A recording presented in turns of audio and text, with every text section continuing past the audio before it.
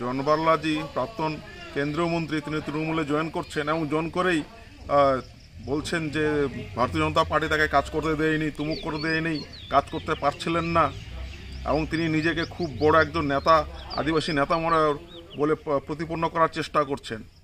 তাদের উদ্দেশ্যে বলে দিই, এই জনবারলাজি তিনি দাঁড়িয়েছিলেন নাগরাগাড়া থেকে এমএলএতে এবং গোহারা হেরেছেন। ফার্স্ট হননি, সেকেন্ড হননি, থার্ড পজিশনে গিয়েছেন বা তারও নিচে গেছেন।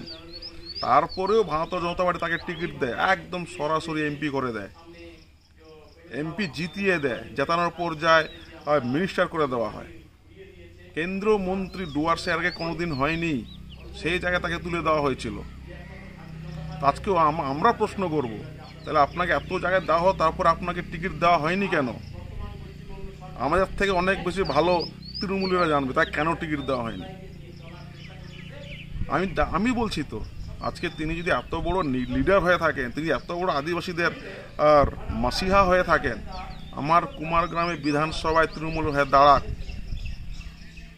আমরা যদি একজন বুথ সভাপতিকেও দাঁড় করাই ভারতীয় জনতা পার্টির পক্ষ থেকে, তারপরেও তাকে কমসে কম 30 থেকে 40,000 ভোটে হারাবো আমরা।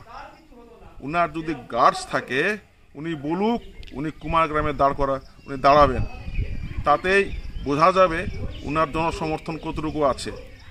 এই ডুয়ার্সে উনার কোনো জনসমর্থন নেই। উনি অনেকবার চেষ্টা করেছিলেন তৃণমূলে যাওয়ার, অনেক কার্যকর্তাকে ইনফ্লুয়েন্স করার চেষ্টা করেছিলেন, সেটা করতে পারেননি, তাই এত লেট হয়েছেন। এখন যখন কোনো কিছুই করতে পারেননি, বাধ্য হয়েছেন তিনি তৃণমূলে জয়েন করতে। আমি আহ্বান করছি তো, একদম আমি ওপেন চ্যালেঞ্জ করছি, আপনি আসুন, কুমারগ্রামে আসুন, আপনি দাঁড়ান, আমরা যে কেউ একজন দাঁড়ালে আপনাকে হারাবো।